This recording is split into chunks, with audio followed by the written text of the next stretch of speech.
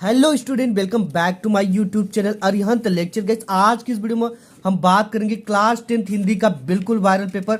और ये जो पेपर 110% आपके बोर्ड एग्जाम में आएगा। ठीक है, अगर आपने इस पर क्लिक किया तो आप एक लकी इंसान हो, क्योंकि आपको बोर्ड एग्जाम में 22 फरवरी को आपको 70 में 70 नंबर लाने से कोई नहीं रोक सकता। ठीक है, ये जो पेपर ये 22 फरवरी का बिल्कुल वायरल पेपर है। और आपने अगर इस वीडियो पे क्लिक किया तो आपको 70 में 70 नंबर बिल्कुल पक्का हो जाएगा बोर्ड एग्जाम में। ठीक है, और आप ना जब 22 फरवरी को बोर्ड एग्जाम का पेपर देकर आओगे और उसी दिन इसी वीडियो को खोलोगे आप और मुझे थैंक्स सर बोलोगे। इस बार हमें बोर्ड एग्जाम में 98% लाना है बच्चों।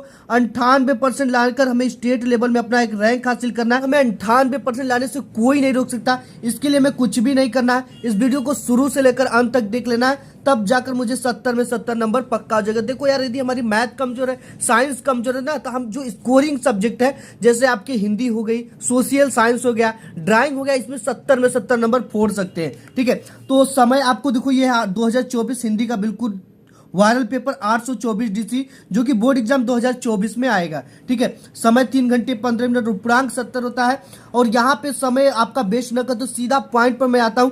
खंड अ आपको मिलेगा बहुविकल्पी टाइप के प्रश्न, जिसमें 20 मार्क्स के आपको बहुविकल्पी प्रश्न पूछा जाएगा। इसके लिए आपको OMR सीट पे इसका आंसर फिलअप करना पड़ेगा। इसके लिए बोर्ड आपको 1 आवर का समय प्रोवाइड कराएगा। ठीक है, तो आपका समय वेस्ट न करते हो। सबसे पहला जो क्वेश्चन है, हंस पत्रिका के संपादक कौन है? मुंशी प्रेमचंद जी है, जयशंकर प्रसाद है, महादेवी वर्मा है, आचार्य रामचंद्र शुक्ल है। ठीक है, तो हंस पत्रिका के संपादक ये मुंशी प्रेमचंद जी है। ऑप्शन नंबर आपका ए करेक्ट हो जाएगा। दूसरा क्वेश्चन है कि कलम का सिपाही के रचनाकार कौन है? अमृत राय है कि मुंशी प्रेमचंद जी है कि हजारी प्रसाद द्विवेदी है, हरिवंश राय बच्चन जी है? तो अमृत राय जो है ना, ये कलम के सिपाही के रचनाकार है। तीसरा क्वेश्चन कि आषाढ़ का एक दिन के लेखक कौन है? मोहन राकेश है, यशपाल है, अज्ञे जी है कि धर्मवीर भारती जी है? ठीक है, तो आषाढ़ का एक दिन के आपके राइटर जो है वो मोहन राकेश है। ऑप्शन नंबर ए आपके करेक्ट हो जाएगा। चौथा क्वेश्चन है कि सूरज का 7वां घोड़ा के लेखक कौन है? यशपाल है कि धर्मवीर भारती है, मोहन राकेश है कि अज्ञे जी है? ठीक है, तो यहाँ पे आपको धर्मवीर भारती पर आंख बंद कर कर मार देना है। ठीक है, अब इसके बाद 5वां नंबर क्वेश्चन, उसने कहा था किस विधा की रचना है? उपन्यास है कि यात्रावृत्त है कि कहानी है कि आलोचना है? ठीक है, तो प्यारे बच्चों यहाँ पे उसने कहा था जो है ना, ये क्या है? आपका कहानी है। ठीक है, इसके राइटर कौन है? अगर आपको पता होगा तो कमेंट बॉक्स में कमेंट करके बताना। ठीक है, छठवां क्वेश्चन की रीतिबद्ध काव्य धारा के कवि हैं? देव है कि आलम है कि ठाकुर है कि बोधा है? ठीक है, तो यहाँ पे जो आपका करेक्ट आंसर हो जाएगा वो देव हो जाएगा। ठीक है, देव जो है रीतिबद्ध काव्य धारा के कवि है। इसके बाद 7वां नंबर क्वेश्चन आपका कि रीति काल की प्रमुख भाषा क्या है? खड़ी बोली है कि ब्रज भाषा की अवधि है कि बघेली है? ठीक है, तो ब्रज भाषा जो है ना ये रीति काल की प्रमुख भाषा थी। 8वां नंबर क्वेश्चन की छायावाद के प्रमुख कवि हैं? जयशंकर प्रसाद भूषण की अज्ञे की दिनकर? ठीक है, तो ऑप्शन नंबर आपका ए करेक्ट हो जाएगा। आपके 4 सबसे प्रमुख कवि होते पंत, निराला, वर्मा, प्रसाद। ठीक है, तो इन 4 ये प्रमुख कवि है। कभी कभी 3 ठो दे देता है, 1 ठो नहीं देगा, पूछ लेगा कि इनमें से कौन से छायावाद के कवि, तो आपको उपयुक्त सभी का एक ऑप्शन देता है। ये हो गया सुमित्रा नंदन पंत, ये हो गया आपका सूर्यकांत त्रिपाठी निराला, ये हो गया महादेवी प्रसाद वर्मा। ठीक है, और यहाँ पे हो गया जयशंकर प्रसाद। तो ऑप्शन नंबर ए आपके करेक्ट हो गए। इसके बाद 9वां नंबर क्वेश्चन की प्रकृति का मानवीकरण प्रमुख प्रवृत्ति है? कहाँ किस युग की? द्विवेदी युग की, भारतेंदु युग की, छायावादी युग की, प्रगतिवादी युग की? ठीक है, तो ये है आपका छायावादी युग की विशेषता। किस युग की है?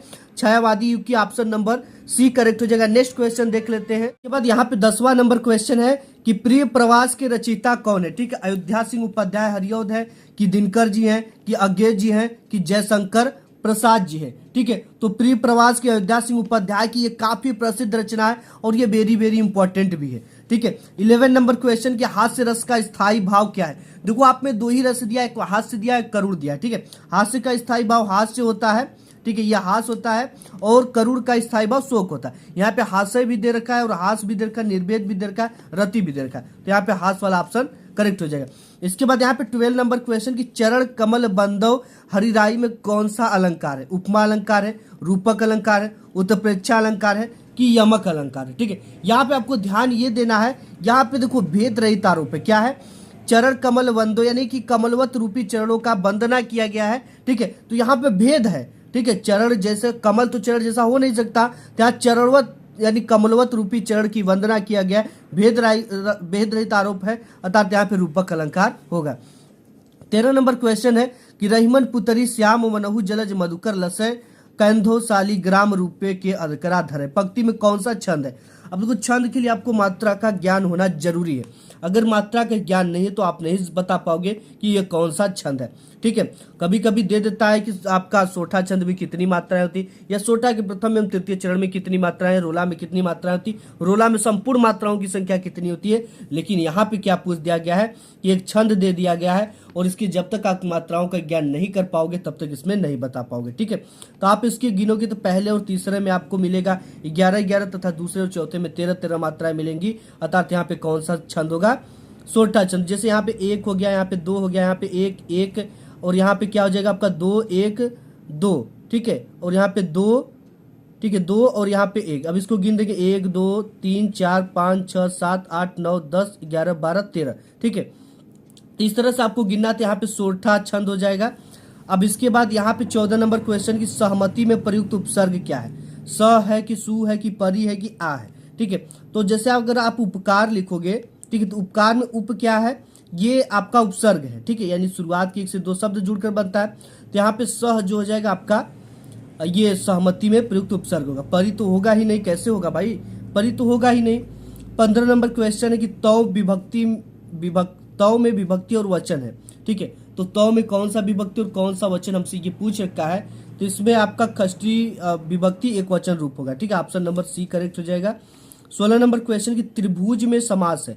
ठीक है, अब देखो हमने बताया कि आप में 2 ही समास है, एक द्विगु समास है और एक द्वंद्व समास है। ठीक है, और द्विगु कैसे आएगा आपके, जैसे यहाँ पे त्रिभुज आ गया। ठीक है, त्रिभुज मतलब क्या हो गया आपका, 3 भुजाओं का समूह, 3 भुजाओं का समूह। ठीक है, यहाँ पे समूह आता है, इसमें चौराहा हो गया 4 राहों का समूह, पंचमुखी हो गया 5 मुखों का समूह। ठीक है, तो यहाँ पे जो संख्यावाचक होगा वो द्विगु होगा। द्वंद्व आएगा, तो द्वंद्व कैसे आएगा आपका, माता और पिता, ये छोटा सा एक डैश देगा, अगर ये डैश नहीं देगा तो इसमें और लगा देगा, क्योंकि जो द्वंद्व समास होता है और शब्द का लोप पाया जाता है। ठीक है, ऐसे देगा, तो यहाँ पे ये आपका द्विगु समास हो जाएगा। 17 नंबर क्वेश्चन की कमल का पर्यायवाची शब्द है, नीरज है कि अंबुज है कि वारिज है कि ये सभी है। ठीक है, तो ऑप्शन नंबर आपका डी करेक्ट हो जाएगा। जब भी ये सभी का ऑप्शन आता था 90.99% इसके करेक्ट होने का चांसेज रहता है। ठीक है, यहाँ पे नीरज अंबुज वारिज जो ये कमल का पर्यायवाची है।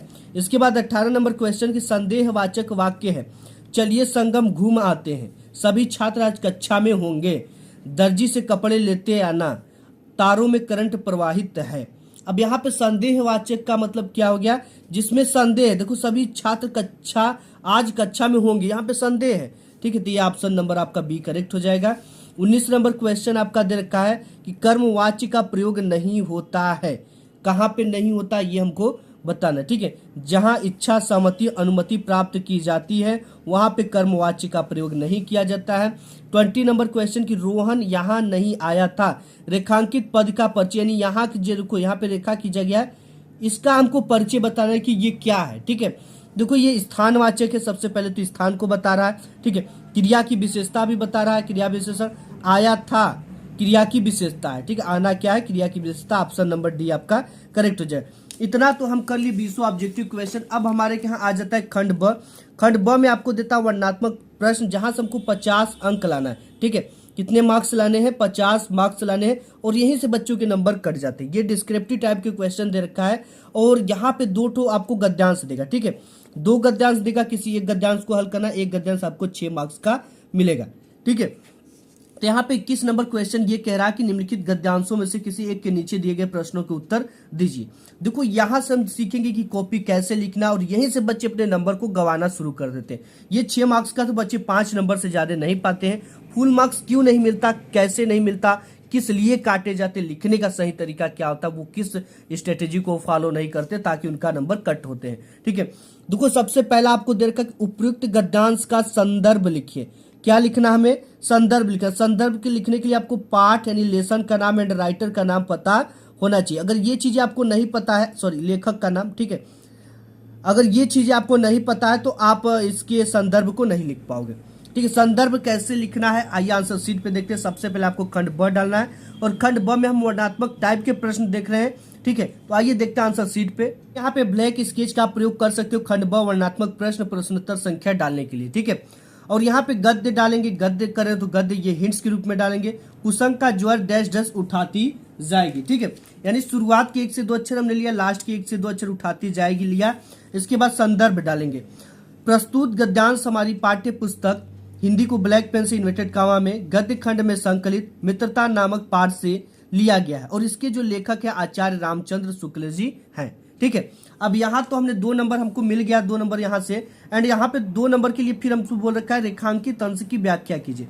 व्याख्या किसकी करनी, यहाँ से लेकर यहाँ तक के शब्दों के नीचे एक इस तरह का रेखा खींचा गया है, ठीक है। इसी रेखा का हमें अपने शब्दों में व्याख्या करनी है। वर्ड लिमिट का ध्यान देते हुए 2 नंबर का है, 30 वर्ड से ज्यादा नहीं लिखना है, ठीक है, ताकि आपके पीछे का जो आ रही चीजें वो टाइम वेस्ट ना हो, क्योंकि हिंदी में बहुत टाइम कम होता है और आगे के जो क्वेश्चन होते हैं वो छूटने के चांसेस बन जाते हैं। बच्चे को हर कुछ आता, कहता है कि निबंध आ रहा था बट समय का अभाव होने के कारण मैं निबंध नहीं लिखा पाया और काफी जमा हो गई, ठीक है।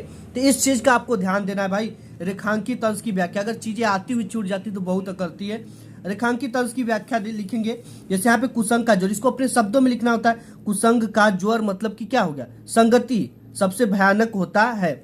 इसको देखो यहाँ पे लिखेंगे रेखांकित अंश की व्याख्या। प्रस्तुत पंक्ति में लेखक बुरी संगति को भयानक रोग बताए हैं। ये अच्छे गुणों का विनाश करने के साथ साथ बुद्धि को भी नष्ट कर देती है, किंतु अगर अच्छी संगति मिल जाए तो बुरी संगति में पड़ा व्यक्ति गर्त से निकलकर प्रगति के पथ पर चलने लगता है, ठीक है। अब इसके बाद एक क्वेश्चन आपको और देगा यहाँ पे 3रे नंबर पे कि उपयुक्त गद्यांश में सत्संगति की क्या विशेषता बताई गई है। उपयुक्त गद्यांश में सत्संगति की ये विशेषता बताई है कि आप जैसा संगति करोगे वैसा आपकी भी स्वभाव हो जाएंगे। बुरी संगति होगी बुरा बन जाओगे, अच्छी संगति होगी अच्छा बन जाओगे, ठीक है, यही बताइए। अगर ये क्वेश्चन नहीं आता तो आप अथवा में इसको भी हल कर सकते हो, ठीक है। ये आपके पाठ का नाम अजंता है, ठीक है, बुद्ध के जन्म की घटना है, ये अजंता नामक पाठ से लिया गया है। और आप जानते हो कि अजंता जो आपके लिखे हैं पेपर में, ये डॉक्टर भगवत शरण उपाध्याय जी लिखे हैं, ठीक है। तो इसको आप तैयार कर लेना, ये भी 6 मार्क्स का है और इसमें भी गद्यांश का संदर्भ लिखना है। रेखांकित अंश की व्याख्या, जातक कथाएं क्या है और इनमें किन योनियों के जन्म का वर्णन हमको मिलता है, ये भी 6 मार्क्स का है, ठीक है। तो यहाँ से 2-2 मार्क्स का तीनों है और यहाँ से टोटल 6 मार्क्स आपके इंस्टेंटली मिलेंगे, तो आप इसको तैयार कर लेना। एंड इसके बाद 22 नंबर क्वेश्चन है कि निम्नांकित पद्यांश पर आधारित दिए गए 3 प्रश्नों के उत्तर दीजिए। तो यहाँ पे ये है चरण कमल बंदव हरिराई जा की कृपा पंगु गिरे लंगे अंधे को सब कुछ दर्शाई बहिरो सुने गुंग पुनी बोले रंग चले सिर छत्र धराई सूरदास स्वामी कन्ना ने बार बार बंदव तिही पाई। यानी कि यहाँ पे जो कवि सूरदास जी है, ये यहाँ पे कवि सूरदास जी कहते हैं कि मैं उस ईश्वर की कमलवत चरणों की वंदना करता हूँ जिसकी कृपा मात्र से जाकी कृपा पंगु गिरे लंग है, ठीक है। यानी कि उसकी वंदना करते हैं कि अगर उनकी कृपा से लंगड़ा व्यक्ति भी, ठीक है, जो अपंग व्यक्ति है वो भी पर्वत को लांग जाएगा, अंधे को सब कुछ दिखाने लगेगा, बहिरो जो सुने गुंग बहिरा सुनने लगेगा, गुंग पुनी बोले गुंग पुनी फिर से बोलने लगेगा, रंग चले सिर छत्र धरे और जो गरीब व्यक्ति वो सिर पर छत्र धारण करके चलने लगता है। इसकी व्याख्या कैसे करेंगे, सबसे पहले हमें संदर्भ लिखना है। तो क्या पे प्रश्नोत्तर संख्या 22 चरण कमल डैश डैश तिही पाई। संदर्भ है कि प्रस्तुत पद्यांश हमारी पाठ्य पुस्तक हिंदी काव्य खंड के पद नामक पाठ से लिया गया, यानी शीर्षक से लिया गया है। इस पाठ के जो रचयिता है वो कवि सूरदास जी हैं, ठीक है। अब देखो इनके लिए हम रचयिता लिखेंगे। अगर जो नए कवि होते हैं ना उसके लिए कवि, जो पुराने काफी हो गए होते हैं उन्हें रचयिता लिखते हैं, ठीक है। आप कवि भी लिख दोगे तो गलत नहीं होगा, ये भी करेक्ट है। अब इसके बाद हमें यहाँ पे बोल रखा है ब नंबर पे कि रेखांकित अंश की व्याख्या कीजिए, ठीक है। अब देखो व्याख्या किसकी करनी, यहाँ पे ये यहाँ से लेकर यहाँ तक शब्दों के नीचे रेखा खींचा गया है। तो लिखेंगे मैं उस ईश्वर के कमलवत चरणों की वंदना करता हूँ जिनकी कृपा से लंगड़ा व्यक्ति पर्वत पर चढ़ जाता है, अंधे को सब कुछ दिखाई देने लगता है, बहरा व्यक्ति सुनने लगता है, गूंगा व्यक्ति बोलने लगता है और निर्धन व्यक्ति सिर पर छत धारण करके चलने लगता है, ठीक है। तो ये पूरी व्याख्या हो गई। और यहाँ पे एक 100 नंबर एक क्वेश्चन देता है कि किसकी कृपा से लंगड़ा व्यक्ति पर्वत लांग जाता है, ठीक है। ईश्वर की कृपा से लंगड़ा व्यक्ति पर्वत को लांग जाता। अगर ये क्वेश्चन नहीं आता तो आप अथवा में इस क्वेश्चन को कर सकते हैं। सच्चा प्रेम वही है जिसकी तृप्ति आत्म बलि पर हो निर्भर, त्याग बिना निष्प्राण प्रेम है, करो प्रेम पर प्राण निछावर। ठीक है, तो ये आपका स्वदेश प्रेम राम नरेश त्रिपाठी जी का है। तो यहाँ पे किस पाठ से, ये स्वदेश प्रेम, और इसको लिखे राम नरेश त्रिपाठी जी, कवि राम नरेश त्रिपाठी। तो ये इसको तैयार कर लेना आप। इसके बाद यहाँ पे 23 नंबर क्वेश्चन आ जाता है कि निम्नलिखित संस्कृत गद्यावतरणों में से किसी एक का संदर्भ सहित हिंदी में अनुवाद कीजिए। ठीक है, यहाँ पे कि अस्माकं संस्कृति सदा गतिशील वर्तते, हमारी जो संस्कृति है वो हमेशा गतिशील रहती है। मानव जीवन संस्कृतम यथा समय समय नवा विचारधारा स्वीकृति। ठीक है, मानव समाज के कल्याण के लिए ये समय समय पर नई नई विचारधारा को स्वीकार करती। इसको देखो कैसे लिखना आंसर शीट पर, ये देख लो। सबसे पहले यहाँ पे हम संस्कृत पद्यांश करें तो संस्कृत गद्यांश करें तो संस्कृत गद्यांश लिखेंगे, प्रश्नोत्तर संख्या डाल देंगे। संस्कृत गद्य अस्माकं संस्कृति दृढ़ता चेती। ठीक है, संदर्भ की प्रस्तुत संस्कृत गद्यांश हमारी पाठ्य पुस्तक हिंदी के संस्कृत खंड में संकलित भारतीय संस्कृति नामक पाठ से लिया गया है और इसमें भारतीय संस्कृति के आदर्शों का वर्णन किया गया है। ठीक है, इस तरह से आपको लिखना है जैसे ये पूरी लिखी गई है। इसके बाद यहाँ पे इसकी हिंदी में 2 नंबर तो हमको इस संदर्भ का मिलता है एंड 3 नंबर हिंदी में अनुवाद करने का मिलता है। हिंदी में अनुवाद हेडिंग डालेंगे हमारी संस्कृति सदा गतिशील है, मानव जीवन को संस्कारित करने के लिए यह। ठीक है, यहाँ पे पूरा दिखे आपको, यह समय समय पर नई नई विचारधाराओं को स्वीकार करती है और शक्ति प्राप्त करती है, यह हठ नहीं करती। इसकी गतिशीलता का रहस्य मानव जीवन के सदा रहने वाले आदर्शों जैसे कि सत्य की प्रतिष्ठा सभी। ठीक है, यहाँ पे नेक्स्ट आगे है सभी, और यहाँ पे है सभी प्राणियों में संभाव, विचारों में उदारता और आचरण में दृढ़ता में निहित होती है। ठीक है, इसकी व्याख्या में सिंपली कर देना इस तरह से जैसे यहाँ पे लिखा गया। ठीक है, इसके बाद अगर ये क्वेश्चन आपको नहीं आता तो 5 नंबर तो यहाँ से मिल गया। इसके बाद नेक्स्ट यहाँ पर देता है अथवा। ठीक है, यहाँ पर इसको भी आप कर सकते हो। इसके लिए भी आपको कितने नंबर मिलेंगे, 2 नंबर संदर्भ लिखने का, 3 नंबर हिंदी में अनुवाद करने का, टोटल यहाँ से 5 नंबर आपके मिल जाते हैं। इसको कैसे करना है ये देख लेते हैं आंसर शीट पे। यहाँ पे नागरिक बहुकाल यावत, नागरिक ने बहुत समय तक अचिंत्य मतलब कि सोचा, परंतु प्रहेलिका का उत्तर दातुम समर्थन न बहुत देने में समर्थ नहीं हुआ। ततः तब ग्रामीण अवदत, तब ग्रामीण बोला अहम अस्य प्रहेलिका उत्तरम न जानामि, मैं इस प्रहेलिका का उत्तर नहीं जानता हूँ। इदम यह श्रुत्वा सुनकर ग्रामीण मतलब ग्रामीण अकथ्यत यानी कहता है, यदि भवान उत्तरम न जानाति, अगर तुम उत्तर नहीं जानते हो, तरही तब ददातु दो 10 रुपकारी 10 रुपया, अतः मलान मुखेन बेचारे मुख वाले, मुरझाए मुख वाले, नागरिक समय के अनुसार 10 रुपकारी दत्तानी, समय के अनुसार 10 रुपया दे दिया, यानी शर्त जो लगाया था उसके अनुसार 10 रुपया दे दिया। इससे आंसर शीट पे कैसा लिखना है, मेन चीज ये है। ठीक है, संस्कृत गद्य नागरिका डैश 10 रुपकारी दत्तानी, शुरुआत के 126 लास्ट के 126। संदर्भ प्रस्तुत संस्कृत गद्यावतरण हमारी पाठ्य पुस्तक संस्कृत गद्य खंड में संकलित प्रबुद्धो ग्रामीण नामक पाठ से लिया गया है। हिंदी में अनुवाद लिखेंगे, नागरिक ने बहुत समय तक सोचा परंतु वो पहली का उत्तर देने में समर्थ न हुआ, इसलिए उस ग्रामीण ने कहा कि मैं इस पहली का उत्तर नहीं जानता। यह सुनकर ग्रामीण ने कहा, यदि आप उत्तर नहीं जानते हो तो दीजिए 10 रुपए। इसलिए मुरझाए हुए मुख वाले नागरिक ने शर्त के 10 रुपए दे दिए। ठीक है, ऐसे आपको लिखना है जैसे हमने यहाँ पे लिखा हुआ है। इसके बाद ये तो चीजें हमारी इंड होती है। अब हमारा स्टार्ट होता है 24 नंबर। ठीक है, यहाँ जाते जाते आपका लगभग 2 घंटे का समय निकाल लोगे आप। ठीक है, और यहाँ पे आ जाएगा आपका निम्नलिखित संस्कृत पद्यांशों में से किसी एक का संदर्भ सहित हिंदी में अनुवाद कीजिए। 2 नंबर संदर्भ लिखने का, 3 नंबर हिंदी में अनुवाद करने का। यहाँ से टोटल 5 मार्क्स आपके इंस्टेंटली मिलेंगे। ठीक है, इसके लिए क्या करना है, यहाँ पे बिल्कुल देर का हवो व प्रापस्सी स्वर्ग जित्वा व भजस्य महिमम निराश निर्मम भूत्वा युद्ध से विगत ज्वर, यानी कि ये इसके कहने का मतलब है कि यदि युद्ध में मारे गए तो तुम स्वर्ग को प्राप्त करोगे और जीत गए तो पृथ्वी के राज्य को भोगोगे। अतः तुम इच्छा रहित यानी इच्छा रहित, निर्मम यानी ममता रहित और दुख रहित होकर विगत ज्वर यानी युद्ध करो। ठीक है, इसके आंसर को कैसे लिखना आंसर शीट पे यहाँ पे आप देख सकते हो।